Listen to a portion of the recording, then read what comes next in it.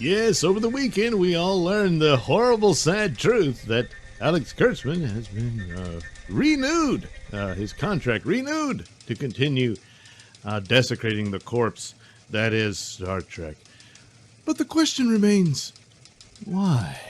Why? Well, I was on a live stream with Overlord DVD, the future ruler of the Earth, and Tom Connors was on there from Midnight's Edge and whatnot. I'm sure they've discussed this recently.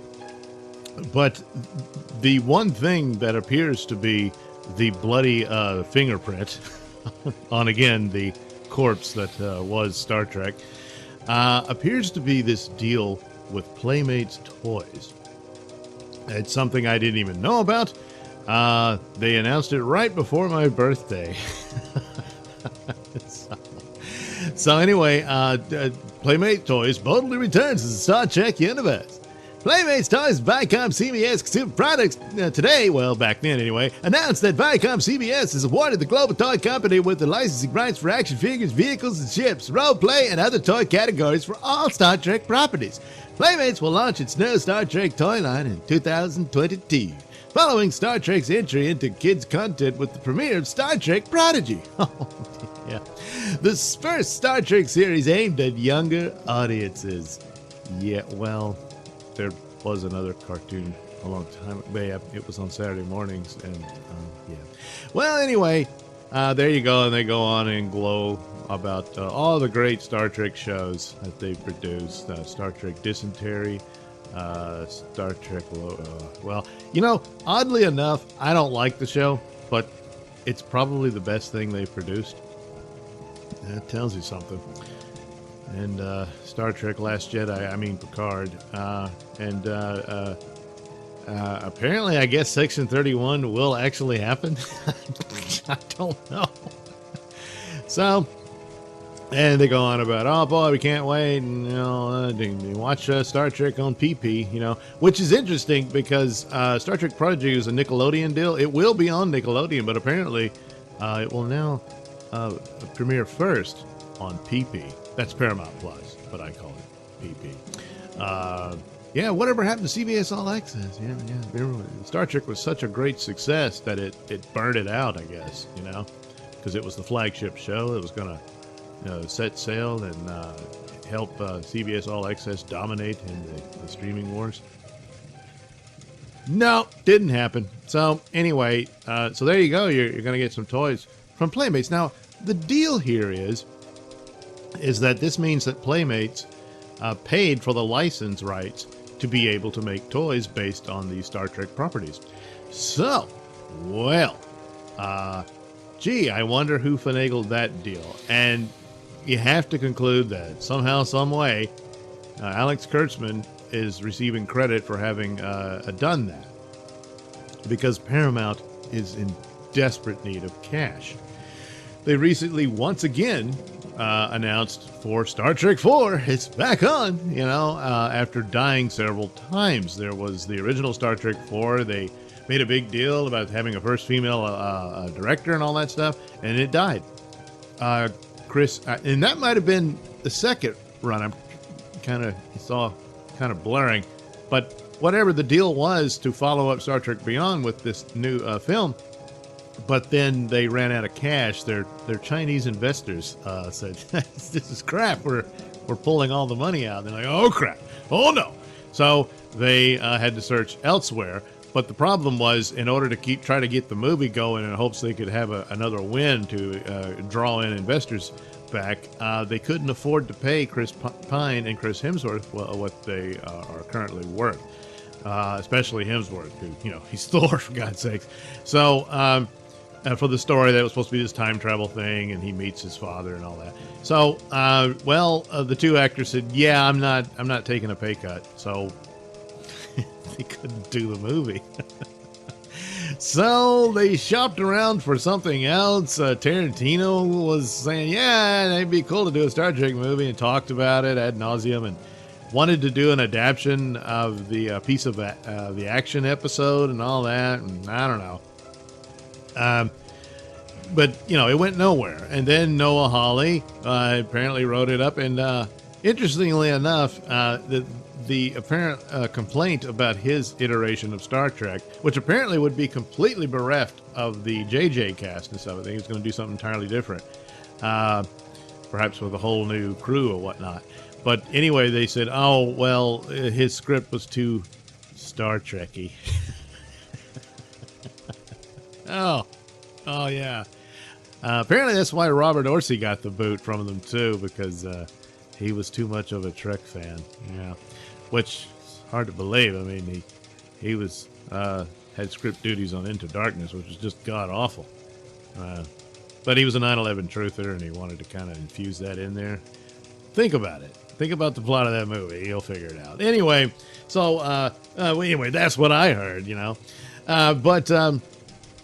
So back to how could possibly Kurtzman, after just one failure after another, I mean, the dead bodies of franchises in the wake of this guy.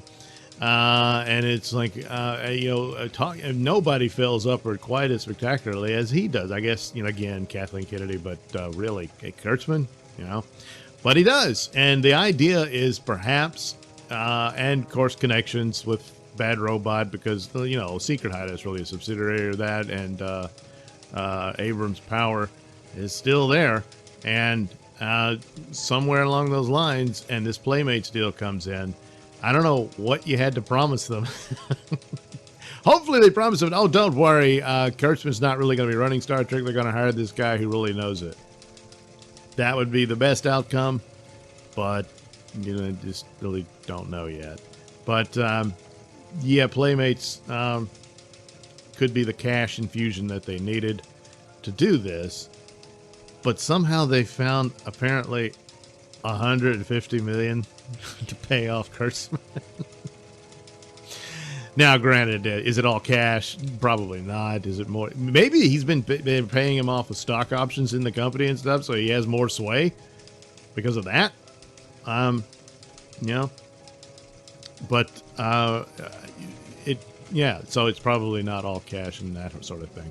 But nevertheless, it has to have been something along this. In the discussion on the Doomcock live stream was that there was also supposedly some sort of deal with iHeartRadio, and that they want to produce podcasts about Star Trek, and maybe there'll be some audio adventures broadcast on that and stuff like that. And that could be another little source of some pocket change that they can throw in the pile because, oh boy, they really need some money. And so there you go. The other thing is I'm wondering, I can't help but think they're trying to polish it up as best they can to sell it, to sell Viacom CBS to whoever can do it. And I mean, there's, Apple TV comes to mind. They need content, and maybe they would. It's just the big thing that the formerly big thing that Paramount has is Star Trek, and it's been just destroyed. This stuff doesn't sell, so this is kind of a risky thing for Playmates unless there's something else that they're promising them that makes up for it. But if they could bring somebody in who could really knock people's socks off, but it's really late because Star Trek has been badly damaged, and for all intents and purposes is dead.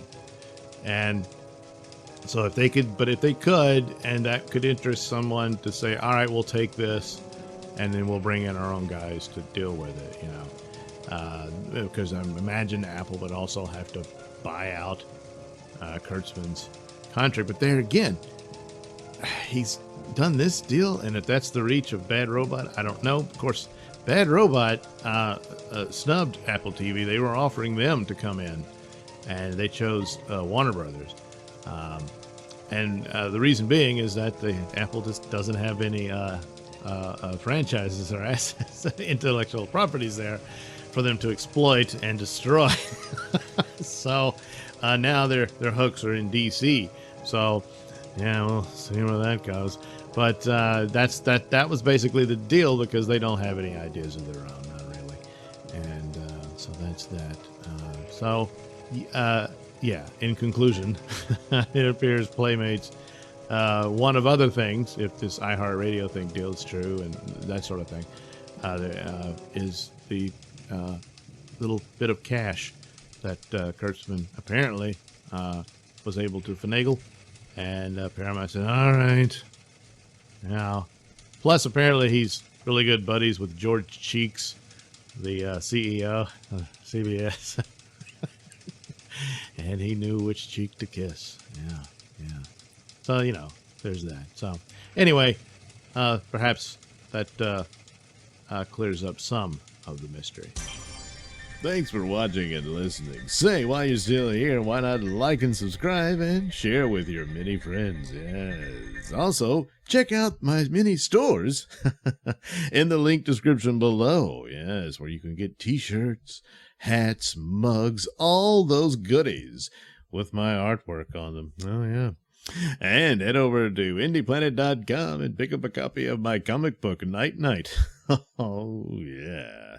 You can also catch me at my podcast, Mr Nailsin Show, on RadioMisfits.com. And you can also watch my videos on BitChute.com and now on Rumble.com. Oh, my goodness. So many places to watch me and my stuff.